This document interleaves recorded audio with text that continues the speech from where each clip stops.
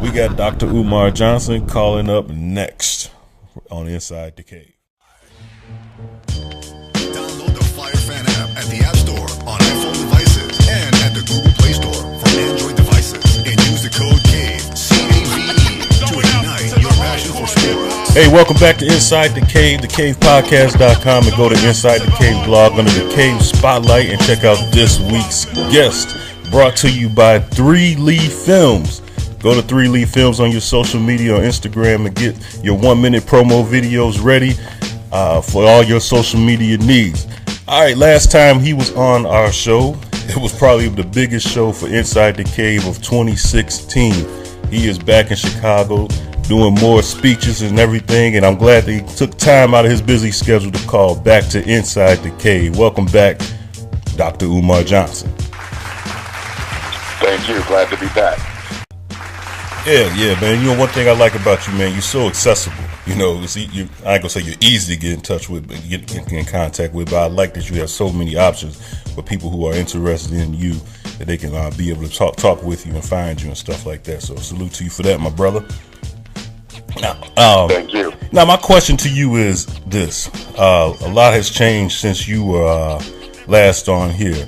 And a couple episodes ago, I made a statement and said that voters who normally vote Democratic are stupid voters.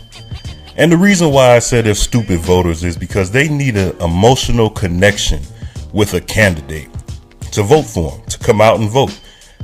Bill Clinton played the saxophone on Arsenio Hall.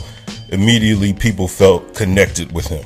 Barack Obama was the first black president, or first black guy able to run for president. People felt an emotional connection to him.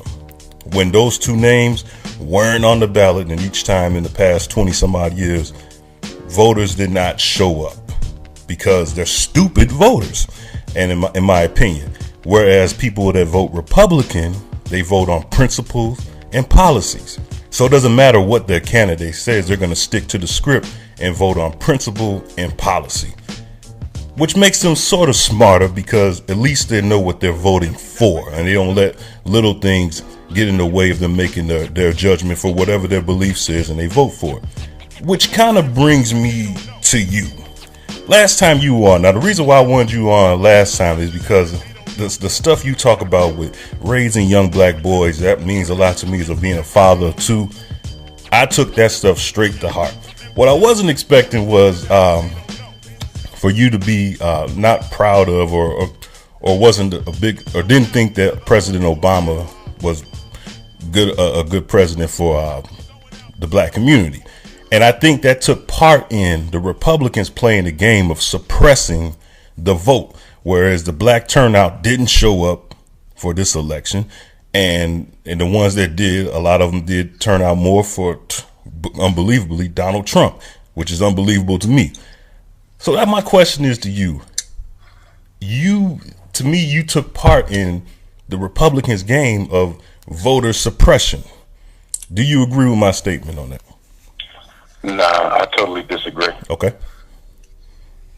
And I would say, first of all, when you're dealing with policy towards black people, it doesn't matter if they're Democratic or Republican. Neither party has a program to improve the quality of life of black people. The black policy is consistent across political party. It doesn't matter if it's Democrat, Republican, Green Party, Liberty Party. It does not matter. There is no agenda to help black people, period, whether you're Democratic or Republican. As far as Republican voter suppression, I don't think the Republicans had to do anything to keep black people from voting. A lot of black people towards the end of the Obama administration began to see that Barack Obama was nothing but smoke and mirrors. And a lot of black people put a lot of faith in Barack Obama, and they got nothing in return for it.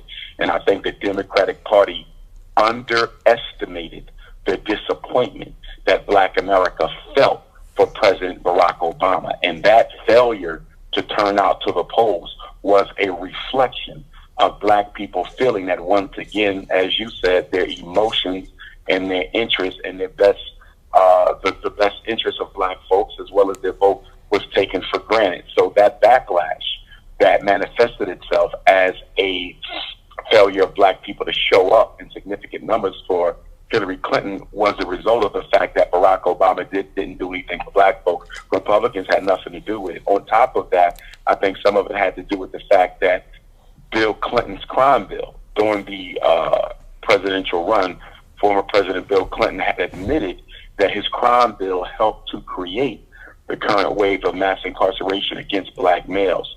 Him admitting that, he thought he was helping his wife by coming honest about the role he played in the mass incarceration system, but he did not help her by being honest. He hurt her, because by him saying that, it basically reaffirmed what black folks already knew, and that was that Bill Clinton also took their vote and their emotions for granted. So I don't think the Republicans had anything to do with it. Barack Obama and Bill Clinton did enough on their own to keep black people from coming out to vote for Hillary.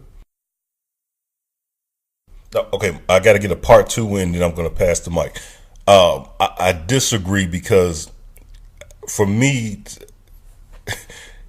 for people to be so emotionally attached and disappointed, not every black America, not all of America is what Donald paints us as.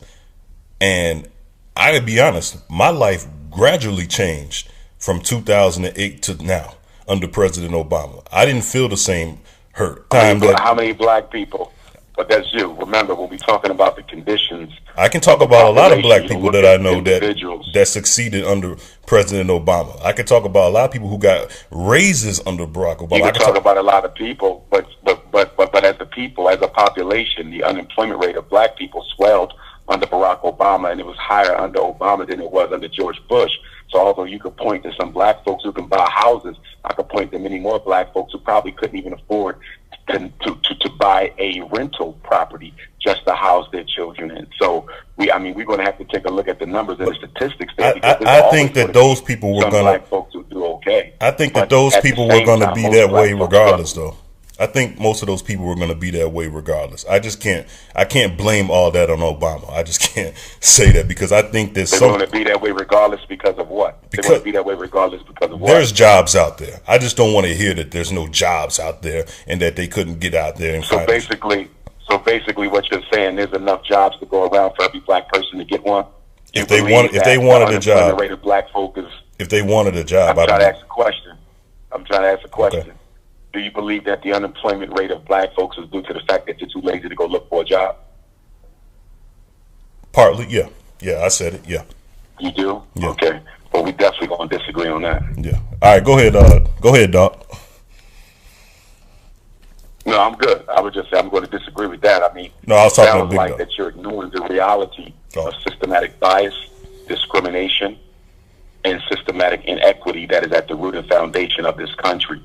Black people are systematically kept from accessing opportunity, and we can see the disparities in every major aspect of American life, whether you're looking at criminal justice, whether you're looking at employment, whether you're looking at wealth ownership, whether you're looking at access to opportunity. And not only that, most of that information is even being corroborated by the Department of Justice and many research engines that have done research on the great disparities in wealth, opportunity, and employment, as well as justice in the United States. So for anybody to deny that, which is something that has been going on as long as we've been in this country, I find that quite okay, I agree with that yes, there's a system. Yeah, I agree with all that.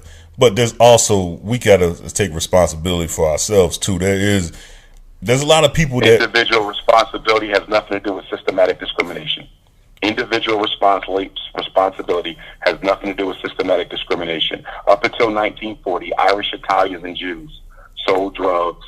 They ran numbers. They ran guns. They operated gangs. They broke the law to feed their families because they did not find jobs. In 1940, the United States government systematically gave the Irish the police departments of America, the Italians the fire departments of America, and the European Jews the downtown civil service jobs of America. The government gave them an economic stimulus package in the form of mass employment. All black people did was step into the criminal underworld that was formerly occupied by Southern European Jews. If you give black people the same opportunities that you gave to the Southern European immigrants, we would also do better. There is no and has been no one can show me any systematic program that has ever been implemented in this country to improve the condition of black folks. The only thing they do with us is they give us rights, a civil rights bill, a Voting Rights Act. Barack Obama signed the Emmett Till Act that allows the Department of Justice to go after civil rights abuses against black people. But the problem with his so-called Emmett Till Act is you can't go after any cases that occurred after 1980. So you can't reopen Trayvon. You can't reopen Freddie Gray. The government keeps on giving us rights. We don't need rights. What we need is resources. Give us the opportunity to build the same type of infrastructure in our community that you give everybody else an opportunity to build, and we will be fine. We don't need any more laws. We need loans. One last question before I pass the mic. You think that our life as Black America will be better under Donald Trump than Hillary Clinton? I think your life as Black America has progressively. Our lives as Black folks in America, Africans in America, has gotten progressively worse since the assassination of Dr. King. From 1968 to 2018, which will be next year, you're looking at 50 years, the 50-year anniversary of Dr. King's assassination. It has got progressively worse. Systematically and consistently, it has never improved in the past 50 years. Wow. Okay. Whoever got something next? Big Dog? Yeah. I want to go back on the comment you made earlier, CB, about saying that Democratic voters are emotionally attached and that they're stupid voters. You don't think that the Republican voters kind of fall in that category also? Based on this election, I got to say that they're smarter voters than people who typically vote Democrat, in my opinion. Smarter, or they just voted based on emotions? I think they're smart. Because it seems like they don't know what they didn't get what they bargained for. What do you think, Doc? I would say that rich people, as a rule, and well-educated people, middle class to upper class and elite families and individuals, they vote on principle as a rule. Poor people vote more on emotion. And the reason poor people tend to vote more in emotion, coming from a psychological angle, is because poor people tend to have an external locus of control. And what I mean by that is poor people tend to feel that the only way their lives can get better is if something is done outside of them. They need something from the outside. Government input, divine intervention. Poor people tend to think that their fate is ruled by external factors, whereas rich people tend to believe that their fate is determined by internal factors, i.e. what they choose to do. So with Republicans being consistently a richer population of voters than Democrats are across the board, Republicans tend to be those who have inherited in their generational wealth, whereas Democrats tend to be pull yourself up from your bootstraps types of white folk. You're going to get more emotional connection. I do agree with him to an extent on that point. You're going to get more emotional connection from the Democrat than you would for the Republican, because the Republican is looking at his dollar. He's looking at his dollar, and the Democrat is looking at someone to care about them. So I do see that at play. Again, there's exceptions to the rule, and I think it gets worse with Black people. Whereas you do have some emotionalism amongst white Democrats because you're dealing with working class to poor white folks, and rich white folks are in the minority when you look at the Democratic electorate. But when you look at Black folks, because most of us as a population are more impoverished than white folk, that degree of emotional connection becomes even greater because slavery put within us that nothing can change unless someone outside of us does it for us. Dr. Umar, I've heard you speak many times, and one was on an interview about the student loans, the car loans, and mortgage loans, but we can't get business loans. I thought that was a very, very powerful statement. And I find myself really, really looking at economics, kind of like Dr. King did right before he was murdered. Because we can't get those resources from, like you just said, outside factors, how would you go about empowering the community if we can't get those resources? I heard you mention mom and pop shops. Couldn't really tell if you meant that as a negative or a positive. Me being an entrepreneur myself, I find it difficult to extend with other Black businesses because we're on such a minor scale. Right. Here's the gift and the curse are one and the same when you're dealing with Black economic empowerment. We're not going to get wealth acquisition from white America. Wells Fargo, Chase Manhattan, Bank of America, they will never empower black people financially, because that will work against population control agendas and other things. It will work against white privilege. It will work against the maintenance of the American social order, which has white at the top and black at the bottom. So the banks, which are critical, the banks are critical to economic racial oppression. They cannot put us in a position where we can empower ourselves. Exactly. So that means that the black community has to be empowered from within. Now, it only takes $250,000 to start a credit union. You can start a bank with as little as $1 million. Now, when you look at the fact that black America spent $600 million on McDonald's last year, or $2 billion on Air Jordans in 2016, $9 billion in weave and perm, and $4 billion on alcohol and non-liquor. When you look at the fact we purchased 3 times as many Mercedes-Benzes as white America, but white America has 3 times the wealth of black America, we clearly, with our $1 trillion+ spending power, we clearly have the economic ability to be our own economic stimulus package. We can do this without government intervention. That's the gift. The curse is our psychological conditioning.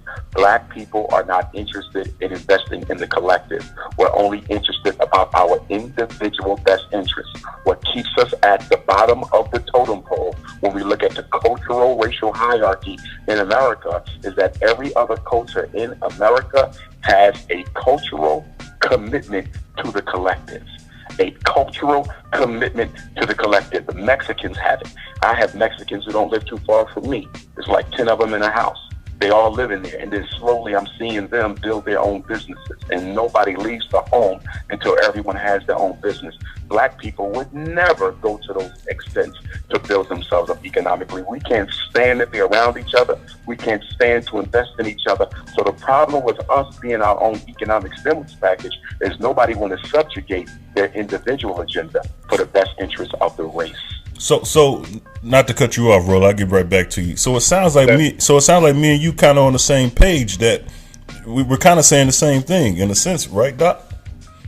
Because let me tell you where we differ. Here's the thing, or we might not differ, but just to clarify, although illegal immigrants will come to America and operate in that type of milieu where they're able to build economically off of one another, most other groups in America, especially Europeans, Chinese who have been here, Arabs, they are able to access large amounts of wealth from America's lending institutions. So although they do have that cultural commitment to the collective, they're also able to tap into loans through America's lending institutions from which we have been systematically disenfranchised and denied. So although yes, we can do this, at the same time, it's still not fair that we cannot access capital the same way that everyone else does. See, one of the psychological hang-ups for us is black people still is waiting for America to pay back the debt that is owed to us on behalf of our ancestors. That is a very big psychological hang-up for black folks. This thing where we've worked, we've labored, we're owed reparations. I'm a big fan of reparations. I'm a supporter of reparations. I know we will get the reparations, but what we fail to understand is that internal reparations always precedes the external. You have to do for self before anyone else does for you. And because black people feel America owes them something, and we take that mindset into everything that we do, we never work hard enough to pull ourselves out of the situation that we are in, because at the back of our mind, we're saying the government owes us. And unfortunately, that goes right back to that external locus of control mindset that we picked up in slavery. Wow. Powerful.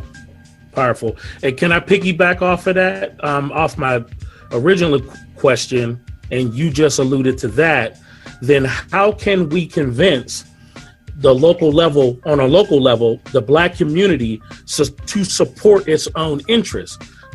I know you're doing your part, but do you have any strategies for any local activists to try to kind of get other black peer groups together, or even just neighborhoods, regular black folk?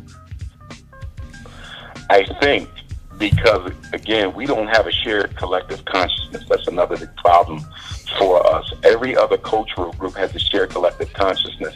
And by shared collective consciousness, I'm not trying to insinuate that they are utopic.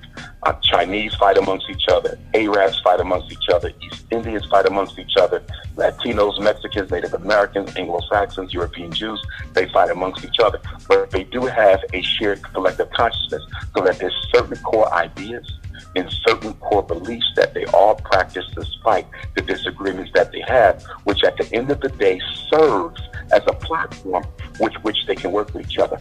We do not have a shared set of values. Our religious values were all over the place.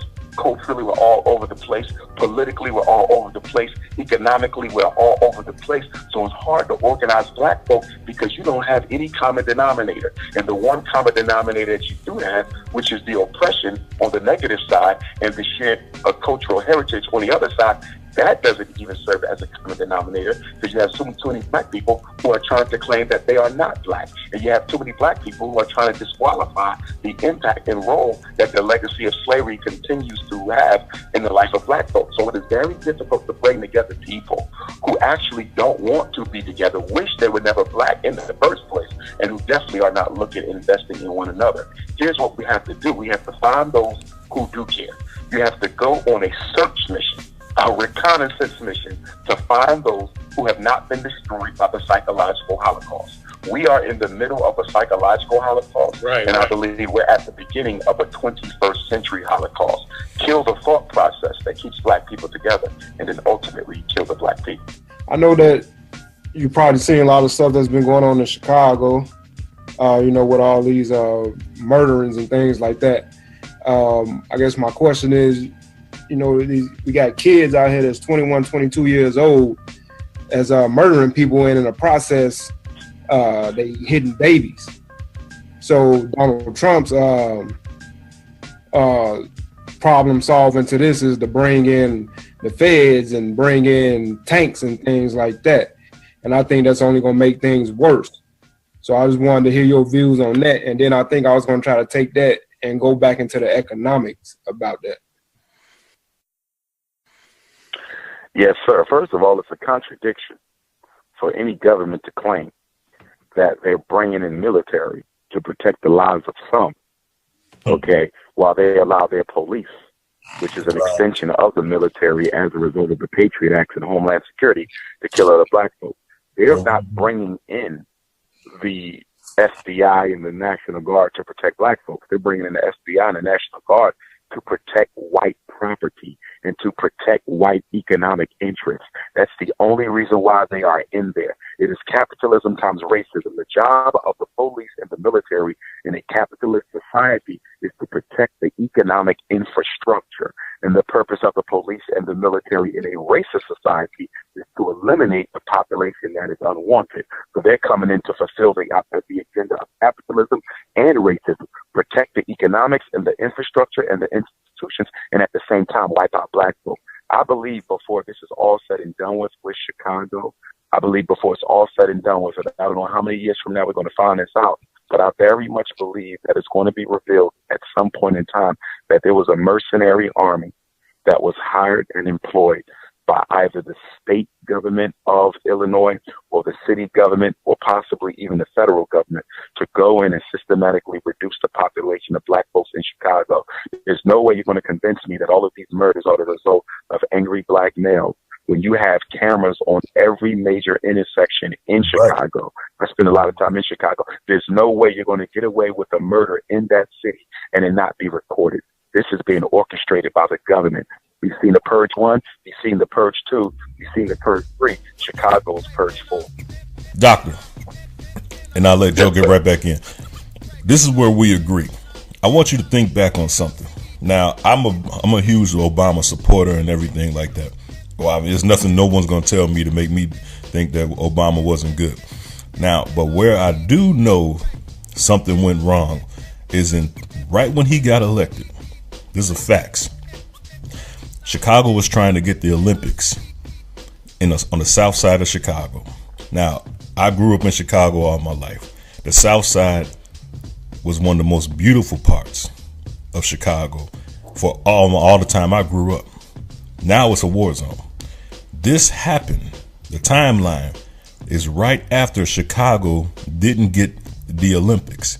Now, let me take you back what happened. Mayor Daley was in charge. Mayor Daley asked Oprah, Barack Obama, and Michael Jordan to go down to Brazil, I believe, to speak to get the Olympics in Chicago. Barack Obama just made president. This was like February of 2009, maybe. And he had to go. Michael Jordan told Mayor Daley, nah, I'm cool, I can't make it. But the president of the United States had to go. And Oprah went down there. But Michael Jordan said, nah, I can't make it. He couldn't go up there and fight for Chicago to get the Olympics. We all know that Chicago didn't get the Olympics. And from that point on, because they have invested so much money into the south side of Chicago, they was going to make it the whole Olympic town and everything. And then from that point on, Mayor Daley resigned. Oprah show left Chicago.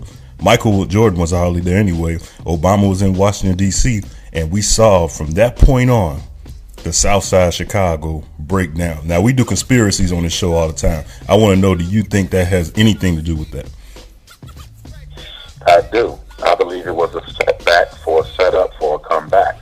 And what I mean by that, when Chicago lost the Olympic bid, I think what happened was they decided to put out a propaganda campaign to encourage the violence, to basically turn Chicago's image into that of nothing but a war-torn city that's being dominated by a bunch of black animals and savages. And basically what we're going to do is we're going to let them tear the city up so we can ultimately buy it back for pennies on a dime and pennies on a dollar, and then finally build Chicago into the type of city that we need it to be, so we can definitely get the Olympics the next time that we go for it. Wow. This is all part of the economic agenda and the ultimate plan for Chicago. There's a new Chicago coming, and it doesn't include black folks. Go ahead, Joe. I didn't want to cut you I off. agree with that 100%, that it don't include black folks, and they moving them out already. I guess the other thing, since we was talking about the economics, and most of the big cities across America, what is dominated by black people, it kind of look like Chicago. So going back to like what Roland was saying and what you were saying, you know, as far as trying to help each other out business wise, it's kind of hard to do when, you know, you don't really have nothing that you own. You understand what I'm saying? Yes, I totally agree with that. One thing we know, when crime is high, it's because employment is down. When employment is high, crime tends to go down. And see, with America, the only narrative that we're hearing about black on black violence is that it's the result of poor character, morals, fatherlessness, unmarried poor black mothers, and psychological issues. That's not true. Crime is an economic factor. Crime is an economic factor. Everyone knows that. If every black man in America had a livable wage job through which they were able to take care of their children and take care of their women, the crime rate, we would still have crime, but it would be significantly lower than what it is now.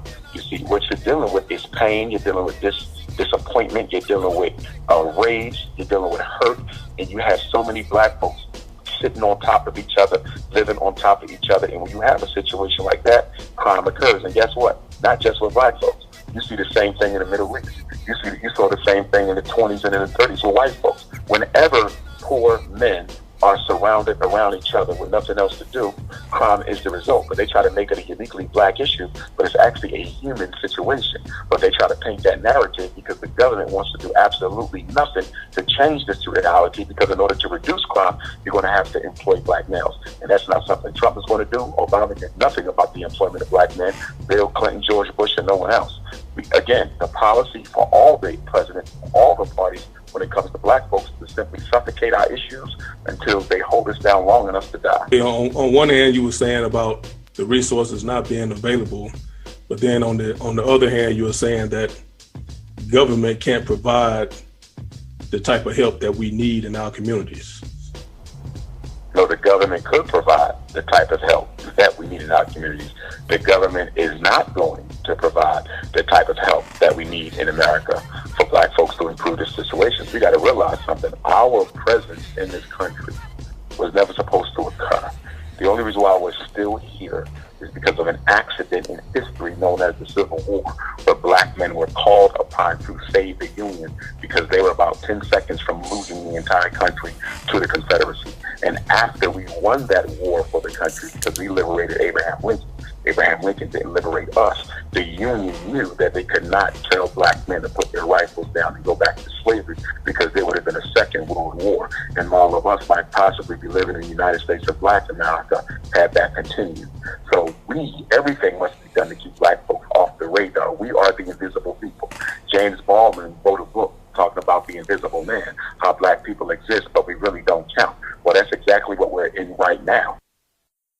And one of the reasons that it's going to be worse for black people in the Trump administration is the reason Donald Trump really doesn't have to speak to black issues the way any other president previously had to speak to black issues is because we let Barack Obama take the black agenda off the table. He's the first president out of 44 who did not have to deal with issues affecting black folk. And because he was black, we turned a blind eye to it. We let him ignore us while he took everything our ancestors fought for, gave it to gays, Mexicans, white women, long enough for everybody to forget black folks even existed. And so now, with Donald Trump being the first president after Barack Obama, he doesn't have to address black folks at all, because we've already created a precedent where it's okay to ignore black folk because we let Obama do it.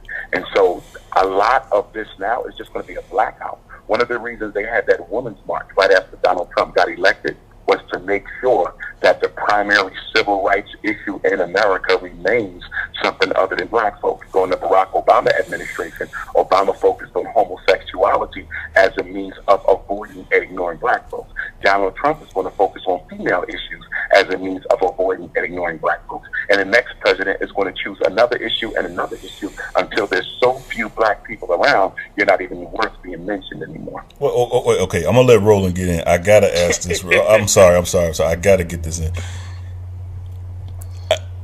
As a president of the United States, I hear this a lot from a lot of people, and me and the guy got into it before. How Obama put in black attorney generals, these cases that happened in St. Louis, Freddie Gray's, the Trayvon Martins and stuff like that, I don't even think it would have been even magnified to the extent where we all came together for these issues if Obama wasn't the president. Like, I hear that he hasn't, I just can't, he can't, I don't think that he, as a president, he can just go out there and say, this is for black people. I just think that's like an alternative world. I totally agree with you. George Bush didn't have to say this is for white people, but he went out of his way to look out for rich white folks and middle class folks. You don't have to say that this is for a particular race. You just go ahead and do it. Obama didn't even do that. He gave homosexuals 3 federal laws. The last time black people got 3 federal laws was the 13th, 14th, and 15th Amendment. He gave white women the Equal Pay Act. He gave the immigrants 4 federal laws, including 2 executive orders. You didn't get a law. You didn't get a bill. You didn't get an executive order. The only thing you got was ignored. And no black person who cares about the condition of us as a group, not individual privileged black folks, but us as a group, can look at the Obama administration and say that he did anything for black folks. And if someone wants to argue that, they're going to have to tell me what it was. Please name the law. Please name the program that was for black folks. What about getting all the black people out of prison? What about when he's the first president that I've seen in recent history that didn't pardon rich, successful people that's amongst him, like lawyers and politicians and stuff like that. He went straight into the jails and gave people seconds. Some people had life sentences. And then one guy, as soon as he got out of prison on a life sentence, he went right back in the next week. Like, at some point, we got to hold our... And why did he go right back in the next... First of all, I looked at a lot of those because they were published online. The people that Barack Obama exonerated. And he exonerated as many white folks as black folks. In fact, if I'm not mistaken, he exonerated more white folks than black folks. That wasn't for black people. That was for criminals. And then when you look at many of those cases, and he did leave out some people, he may have let some people out of their life sentences, but a lot of those cases were for very petty offenses. I saw people who were exonerated for 1 month probation, 2 month probation. A lot of those exonerations wasn't even people in jail. A lot of them was for people who was on probation or parole. So it wasn't like he just went in and took the black folks who had some of the worst sentences and let them out. But here's the biggest issue with that, and this is where black folks, we have a very bad habit of looking at tokenism as some sort of systematic change. We suffer systematic oppression. So if you want to do anything that's going to benefit black people, it must be done systematically. letting a few folks out of jail while the rest are there, and then doing nothing to change the law to prevent black folks from being locked up in the first place, and then creating no meaningful programs for those that you let out, only dictates that they will go back. I agree. 85% of all black offenders will return to jail within 2 years because there are no opportunities. All Obama did was give us cosmetic surgery. We don't need cosmetic surgery. We need internal political, economic change. No, I agree. Go ahead, Ro. I agree 100% with that. I'm sorry. Dr. Umar, we can go on like this forever. I'm totally agreeing with everything you're saying, but I want to switch gears and I want to give you an opportunity, at least for the last few minutes of the show. I want you to talk about where you're at right now in your plight to get your school or our school started for young boys. And if that's still so far away, what can parents do on a local level? What books can they read? What type of things can they obtain to help them help raise their black boys? And do you agree with homeschooling? Okay, great question. Number one, I've already set the start date for the first day of school at the Frederick Douglass Marcus Garvey Leadership Academy to be the anniversary of the Nat Turner War and Haitian Revolution in 2018, and that would be August the 21st, which also happens to be my Earth Day. So that is the day that has been set to open up the academy. It is my goal to have purchased an academy or acquired, in case we decide to lease, by this August the 21st. That's the goal. In fact, one of the reasons why I'm actually going to be coming to Chicago on Thursday is because I'm scheduled to look at several school buildings for sale in Chicago on Friday. Now, Chicago was one of my early choices for the Frederick Douglass Marcus Garvey Academy, but you haven't heard me mention Chicago for the past year or so because it was very difficult to get access to the schools that were available in Chicago because the government is blocking. I was in Detroit a couple of weeks ago, and the government there, the city government, is blocking my access to view the schools that are still in very good condition. And the reason they're blocking my access to certain schools in Chicago and Detroit and Philadelphia and other major cities is because the purpose for shutting down those schools in the first place was to get black people out of the inner city and prepare for the white return. So the last thing you need is UMAR Johnson opening up a school for black people in the middle of the city, because that's going to work against our agenda to get rid of them. Be that as it may, we did find some in Chicago, and I'll be looking at some of them on Friday. What parents can do, 3 quick things. Number one, they need to read my book, Psychoacademic Holocaust. They have to read it because it's the only book that teaches black parents how to protect their children legally in the miseducation machine. Okay. If they come out to Saturday's lecture at the Greater New Mount Moriah Church, they can do that. Second thing, we need Chicago's parents and Indianapolis' parents and Detroit parents and Milwaukee's parents and all the black parents of the Midwest to join the National Independent Black Parent Association, which is an organization we started last year to organize black parents to fight against racism in the 7 key areas of special education, school discipline, school policy, school finance, homeschooling, parent advocacy, and social support. So if anyone's interested in joining, they can reach me through the website, dr.umarjohnson.com. And to answer your question about homeschool, I'm a big supporter of homeschool, but I want to be clear about something. Homeschooling for me is a Band-Aid. It is not a solution. And the reason it is not a solution is because every parent can afford to do it. A solution is something that when it's implemented, it benefits all black children, not just some. We got parents working 2 and 3 jobs. 75% of black mothers are single black mothers, barely above the poverty line. They can't afford to homeschool our children. And to be honest with you, if we can spend $9 billion on weed and $600 million on McDonald's, it makes no sense for our parents to have to shoulder the burden of educating their children on their own when we have a community that can clearly build brick and mortar institutions for their children to learn in. Every time I hear you say that, Doc, I just feel like me and you really agree with each other that, you know, some of this stuff is on us. That I think we good. It's just that Obama thing we ain't going to agree on. That's all. I know our time is running down with you, so I want to give everybody a chance to ask rapid fire questions real quick to you, and you give us, you know, your answer as fast as you can. Or I don't want to, you know, I know you got other things to do. Here's my first one. How do you feel about so-called celebrities meeting with Donald Trump, and would you meet with Donald Trump? Yes, if Donald Trump would have called me up and say, hey, I want to sit down with you, understand that you're a psychologist and an educator and an organizer in your community. I'd like to hear what you have to say on education and mental health and economic revitalization and systematic racism. I would sit down with him. Why? Because since the beginning of time, people who are in a hunt to acquire power and improve their condition have always met with the representatives of the system that denies them that power. It would be insane for us not to meet with Donald Trump, because you need to be able to say, we made it very clear what we needed to do, and you did not do it. Does it mean he's going to do it? Absolutely not. But you need to be able to tell the world that we made it clear in no uncertain terms what we needed to be done for us. So that way it can never be said, I wanted to help black folks, but none of them would meet with us. So I didn't have a problem with any of them meeting with Donald Trump. My issue was who he chose to meet with.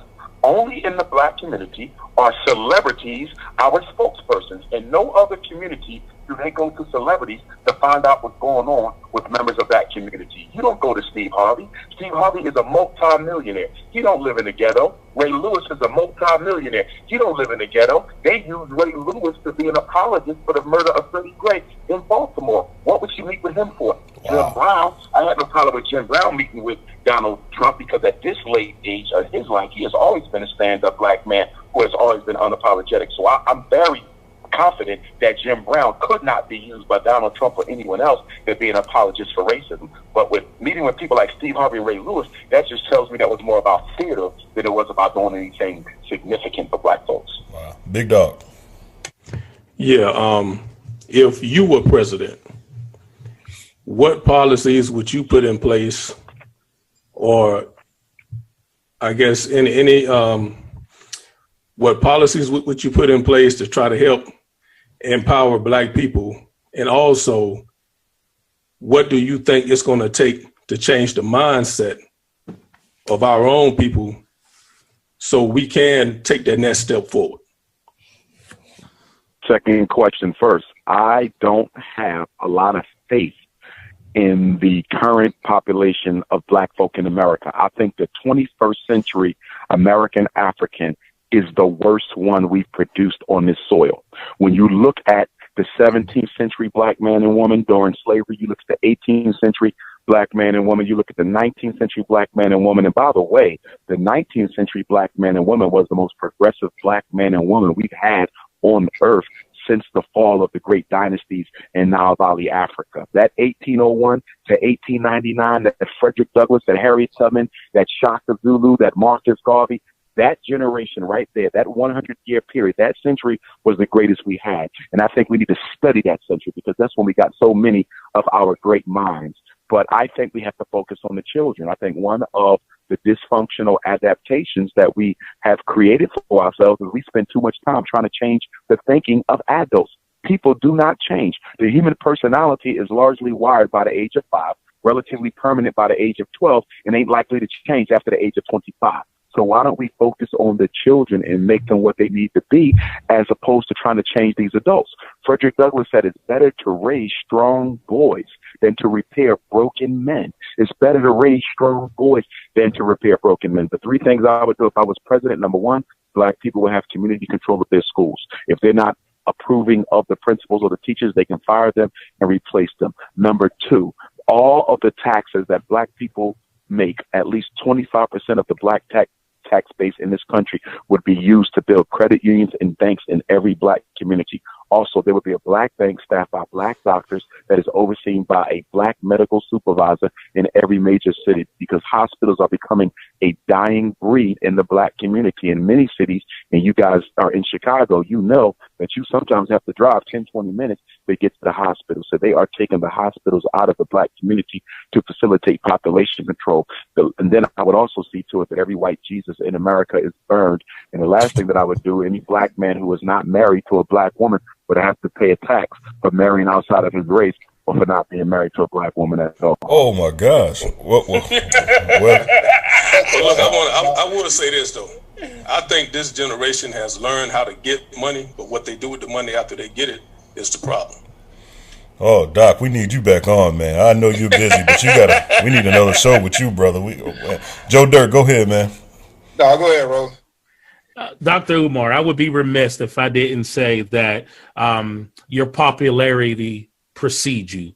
And although you may have sidestepped a couple landmines, this social media monster has been very attacking.